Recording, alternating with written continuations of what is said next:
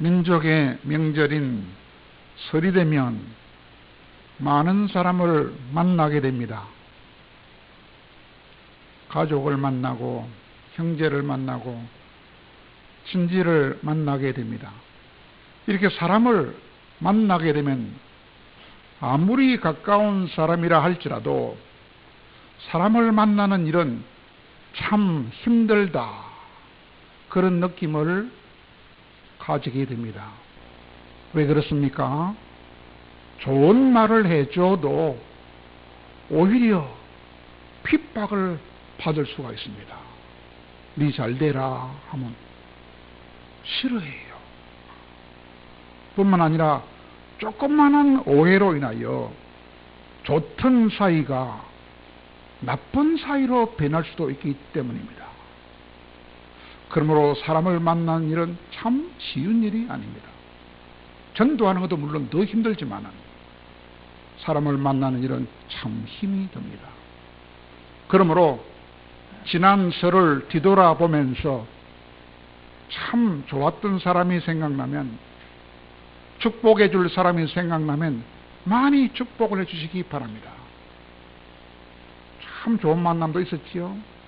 너무 좋아서 생각나는 사람에게 많은 축복을 해 주시고, 혹시라도 용서해 주어야 할 사람이 있다면 잘 찾아내 가지고 예수님의 이름으로 그런 사람을 다 용서해 줄 수 있기를 바랍니다.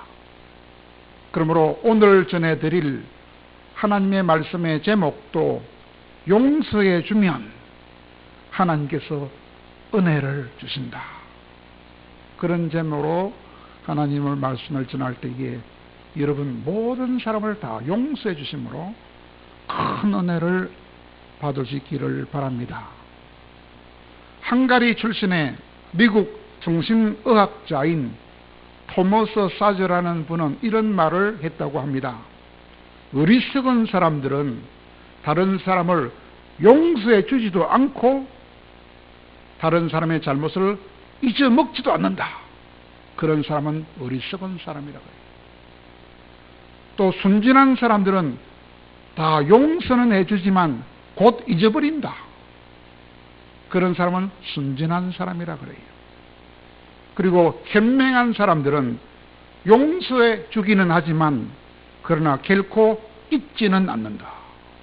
다 용서해 주지만 결코 잊어먹지는 않는다.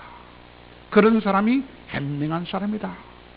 그렇게 토머스 사저라는 사람이 말했다고 합니다. 그리고 여러분 잘 아시는 인도의 유명한 강디도 용서에 관해서 훌륭한 말을 했다 그래요.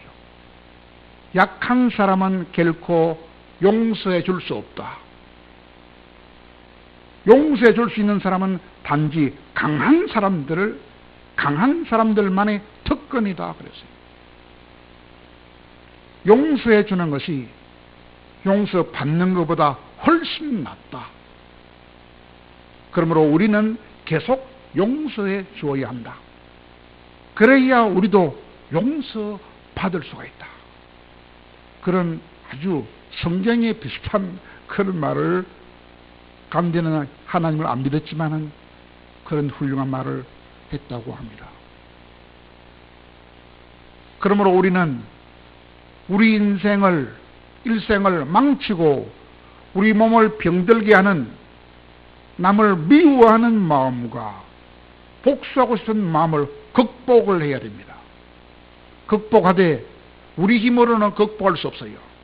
하나님의 도움으로 극복하고 용서하되 원수도 용서해 줌으로써 하나님이 예비하신 엄청난 큰 복을 얻는 축복된 삶을 살아가는 주인공들이 다 될 수 있기를 바랍니다. 왜 그렇습니까? 용서하면 새 사람이 되거든요. 1983년에 미국의 조지아주라는 주가 있는데 그 주 안에 클레이턴이라는 군이 있습니다. 그 군에서 재판이 열렸다고 합니다. 피고는 누구냐? 피고는 켈빈 존슨이라는 사람인데 그 사람은 흑인이라 그래요. 흑인 남자라 그래요. 그 흑인 남자가 무슨 죄를 지었느냐? 백인 여자한테 성폭행을 했다는 제목으로 소송을 당했어요.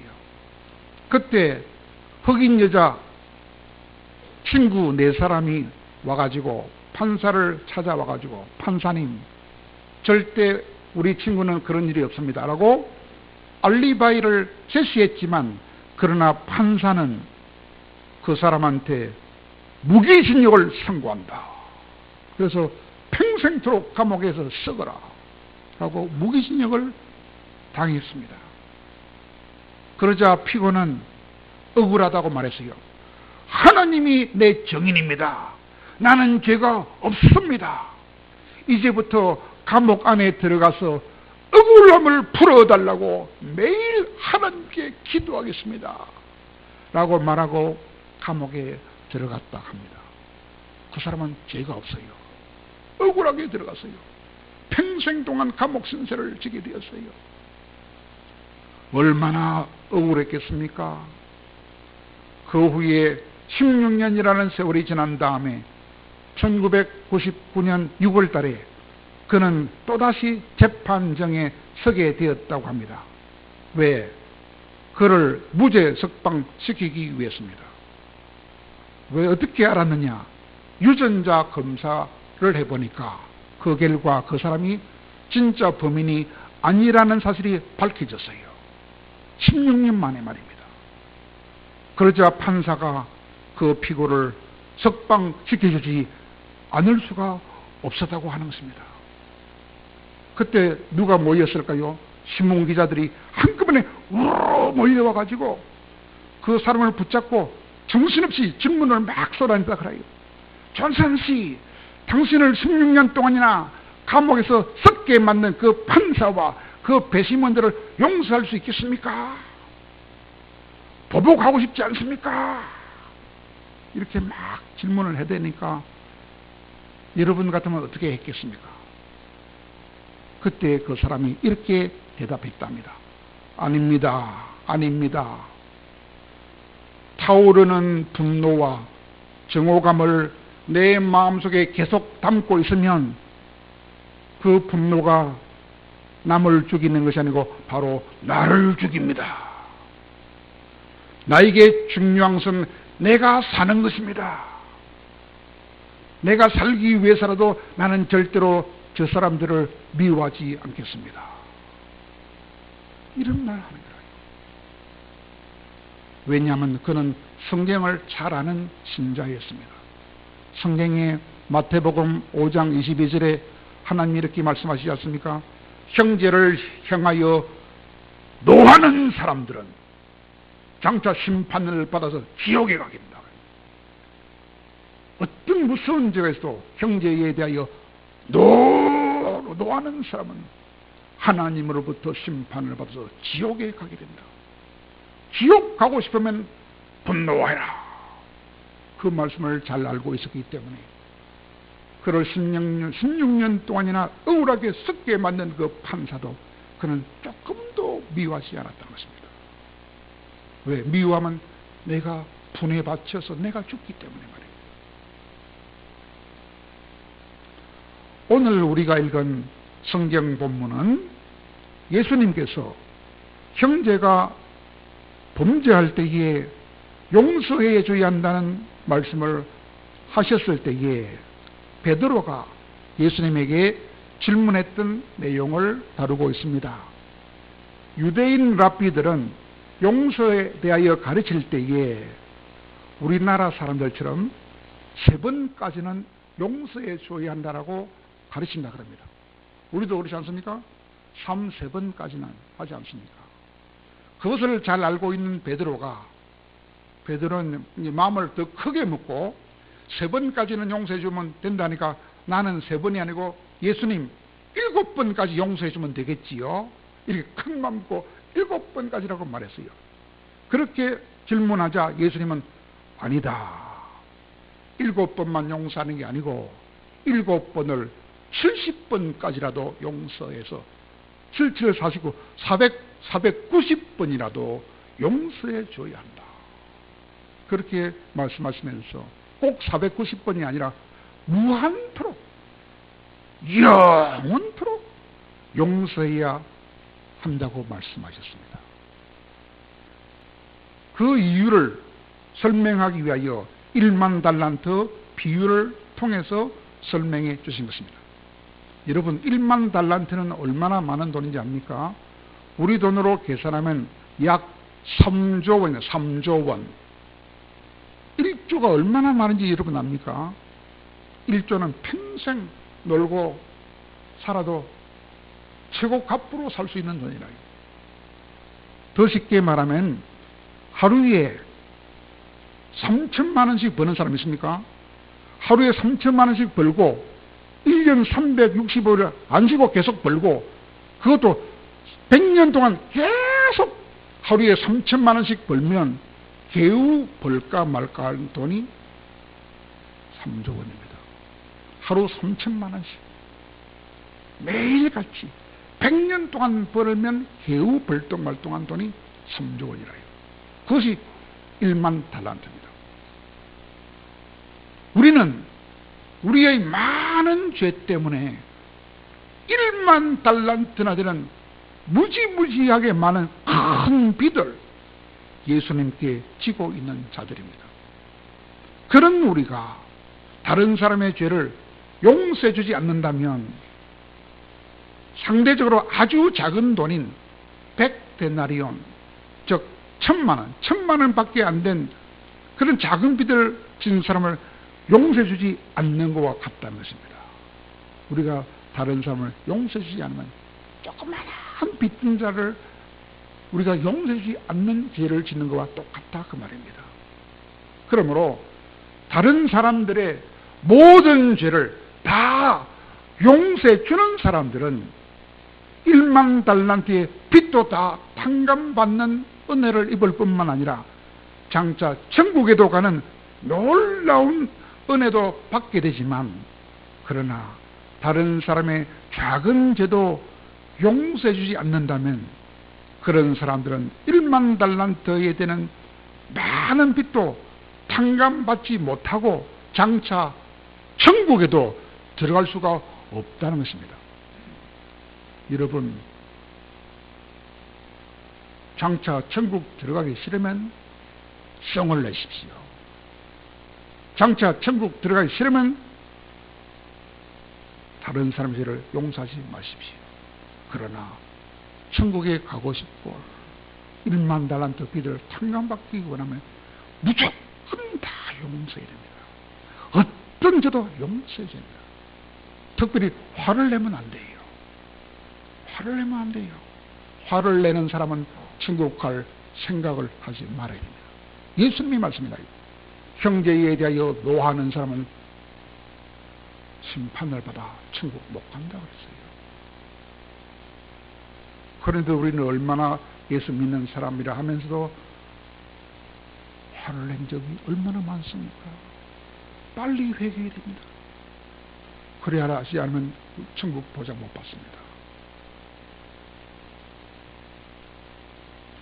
그러므로 예수님이 친히 또 말씀하셨습니다. 마가복음 11장 25절에서 말씀하셨습니다. 아무에게 혐의가 있거든 용서해 주어라. 그래야 하늘 아버지께서도 너희 허물을 사하여 주시리라 라고 말씀해 주셨고, 로마서 12장 19절에도 보니까 너희가 친히 원수를 갚지 말고 하나님의 진노에 맡겨라, 그렇게 말씀해 주신 것입니다. 그러므로 우리는 미운 사람들을 용서할 때에 큰 은혜를 주신다는 그 약속을 믿으면서 살아야 하겠습니다. 언제 큰 은혜 준다? 미운 사람도 용서할 때 큰 은혜 주신다는 그 주님의 약속을 믿고 살 수 있는 우리 모두가 되기를 바랍니다. 그러나 말입니다, 우리가 정말로 용서하기 힘든 사람들을 하나님의 말씀대로 미워하지 않고 용서하기란 그렇게 말처럼 쉽지가 않습니다. 거의 불가능에 가까울 정도로 용서하기가 힘들 때도 있습니다. 그러나 그때는 성령님의 도움으로 용서하면서 살아야 합니다. 여러분, 화를 내고 싶죠? 화를 내면 내가 지옥 가는구나 알고 화를 내지 마십시오. 성령님 도와서요. 분노를 사귈 수 있도록 도와서 기도하고 분노하지 마시기 바랍니다. 분노하면 여러분 속이 썩어요. 여러분 몸이 망해요. 천국에 못 가요. 그 사실 알고 형제가 어떤 죄를 져도 절대로 화를 내지 마십시오. 명심하십시오. 왜냐하면 용서하지 않고 복수하려고 하면 정말로 무서운 결과가 오기 때문입니다. 정말 무서운 일이 벌어져요. 여러분, 화를 내다가 집안을 망친 사람이 있습니다. 분노하다가 복수하려고 하다가 집안이 망한 사람이 있습니다. 어떤 사람이 있었어요. 우리 은준이처럼 하경이처럼 아주 예쁘고 똑똑한 아들을 낳은 그런 사람이 있었어요.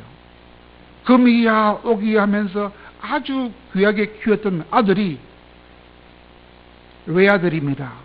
자전거를 타고 가다가 뺑소니 차에 치여서 죽임을 당하고 말았습니다.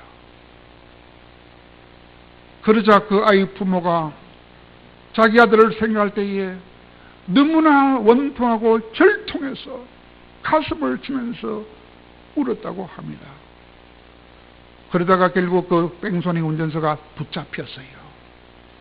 감옥에 들어갔다 합니다. 그러나 재판을 받고는 보석으로 석방이 되었다 합니다.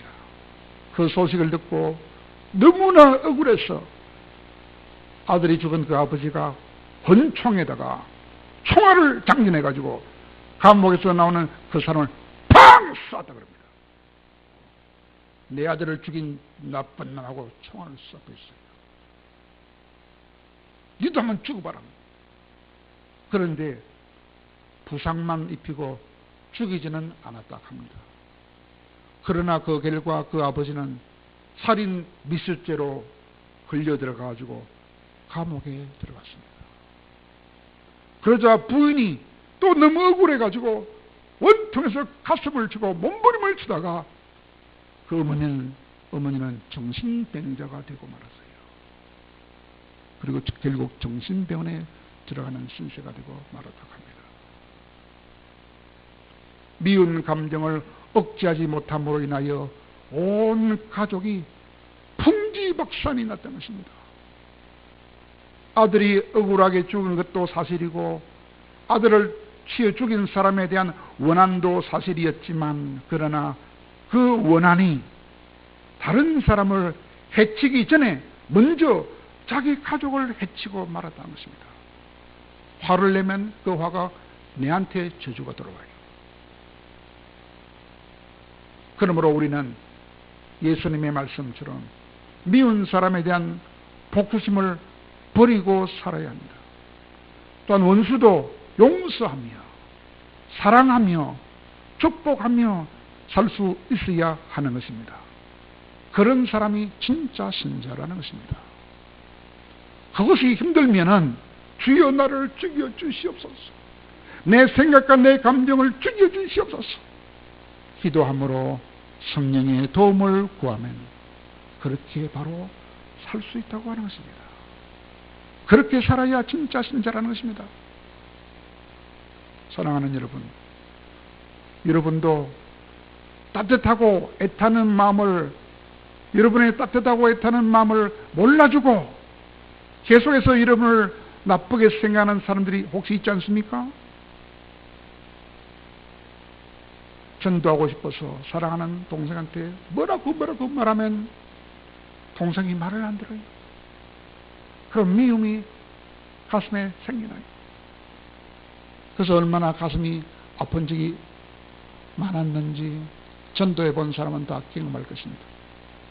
여러분 그런 적이 없습니까? 그런 때에도 베드로나 초대교회 성도들처럼 그들을 무한히 용서해 줘야, 그래야 은혜가 나에게 임하고 그들에게도 들어갈 수 있는 것입니다. 용서해야 사람이 변화가 됩니다. 영국의 가장 유명한 해군 제독 알지요? 웰링턴이라는 제독이 있었습니다. 그 사람은 자기가 데리고 있는 군인들 중에서 아주 행동이 불순하기 짝이 없는 그런 부하가 한 명이 있었다 합니다. 그런데 그 부하를 어떻게 해서든지 꼭 올바른 사람으로 만들어 보겠다고 노력을 했다 합니다. 그래서 때로는 무섭게 훈련을 시켜보기도 하고, 또 어떤 때는 마음을 달래어 보기도 하고, 그렇게 온갖 방법을 동원해서 그 성질 못된 부하를 사람을 만들어 보려고 했지만 별로 효과가 없었다고 합니다. 얼마나 안타깝고 얼마나 화가 났겠습니까? 그러던 어느 날 그 부하가 아주 결정적인 실수를 했답니다. 그래서 그놈한테는 도저히 희망이 없다라고 판단이 돼가지고 그 놈에게 사형을 내리겠다고 생각하고 부관을 불러서 그놈을 데리고 오라 불렀다고 합니다. 그러자 부관이 그 병사를 불러오자마자 웰링턴 장군은 그 못된 놈을 앞에다 세워놓고 이렇게 말했다고 합니다. 너는 더 이상 사람으로서의 가치가 없는 놈이다. 이제 너를 사형을 시키고 말겠다. 그렇게 말했더니 그 말을 듣고도 그 못된 부하는 조금도 겁을 내지 않더랍니다. 그리고 문을 쾅 닫고 나와버리더라고요. 그때 웰링턴은 얼마나 화가 났겠습니까? 그래, 청살시켜! 하고 명령하려 하다가 그때 부관이, 자기 밑에 있는 부관이 웰링턴 제독한테 이렇게 말하더랍니다. 각하는 저 병사를 사람 만들기 위하여 모든 방법을 다 써보셨다고 말씀하시는데, 그러나 한 가지 방법은 써보지 않은 것 같습니다. 그렇게 말하는 거야. 뜻밖의 그 말을 듣고 깜짝 놀라가지고, 뭐라고? 내가 써보지 않은 방법이 있다고? 하니까 부관이 이렇게 말했답니다. 각하, 그 병사를 진정으로 용서해주고 진정으로 사랑해 보셨습니까? 이렇게 딱 물어보는 거라. 그 말을 들은 제독은, 아, 그렇구나. 내가 진정으로 용서해 주지는 않았구나. 진정으로 사랑해 본 적이 있구나 하는 사실을 깨닫고는 그 못된 병사가 지었던 모든 잘못을 다 용서해 주고, 그리고 진정을 다하여 사랑을 해주기 시작했답니다. 그랬더니 하루가 다르게 날마다 그 못된 놈의 모습이 변하더라는 것입니다. 나중에는 그가 가장 든든한 부관이 되어주고, 그리고 나중에는 영국에서 가장 훌륭한 제독이 되었다는 것입니다. 여러분, 보잘것없는 한 사람을 변화시켜서 위대한 제독으로 만들었던 그 큰 힘의 근원이 무엇이었습니까? 바로 용서와 사랑의 능력이었다는 것입니다. 정말 그렇습니다. 우리가 한 사람을 변화시킬 수 있는 것은 우리의 잔소리가 아니라는 것입니다. 잔소리하면 안 돼요. 우리의 지식이 아니라는 것입니다. 우리의 경험이 아니라는 것입니다. 지나친 강요가 아니라는 것입니다. 오직 겸손한 마음으로, 거짓이 없는 사랑하는 마음으로, 성령의 감화, 그것밖에 없다고 하는 것입니다. 뭐밖에 없다고요? 겸손한 마음으로, 거짓 없는 사랑으로, 성령의 감화의 능력으로 사람을 변화시킬 수 있다는 것입니다. 전도한다고 할 때 안 되면 그대로 두십시오. 강요하면 안 돼요. 겸손하게, 주여 제 영혼을 맡아 주옵소서. 저는 거짓 없는 사랑으로 사랑만 베풀겠습니다. 성령께서 저 사람의 마음을 감화시켜 주시옵소서. 기도만 해야 되지 찬소리하면 안 된다는 것입니다. 강요하면 안 됩니다. 조급하면 안 된다는 것입니다. 그러므로 베드로와 초대교회는 용서하는 자가 되라 하신 주님의 말씀 그대로 원수도 미워하지 않았습니다. 원수도 용서해 주었습니다. 그랬더니 오히려 큰 은혜를 받았다고 하는 것입니다. 그러므로 사랑하는 여러분, 우리도 용서하라 하신 그 주님의 말씀에 절대 순종해서 어떤 죄를 져도 다 용서해 주시기 바랍니다. 한 번, 두 번이 아니라 7번이 아니라 7번을 70번씩 490번이 아니라 영원토록 무한정 용서해 주기 바랍니다. 그리해야 내가 살고, 그래야 내가 은혜를 받을 수 있고, 그래야 다른 사람을 변화시킬 수 있는 놀라운 은혜를 받을 수 있다는 것입니다. 그러므로 용서해 주면 은혜 주신다 하신 그 주님의 말씀을 잘 기억하고, 나는 다른 사람을 미워할 자격이 없다. 나는 무조건 용서하고 무조건 사랑해야 할 의무만 있다. 그 사실을 기억함으로써 무조건 용서하고 무조건 사랑해 줌으로 하나님의 인정을 받아, 너는 참 훌륭한 믿음이다, 인정을 받아 많은 은혜를 받을 수 있는 우리 모두가 되기를 간절히 바랍니다.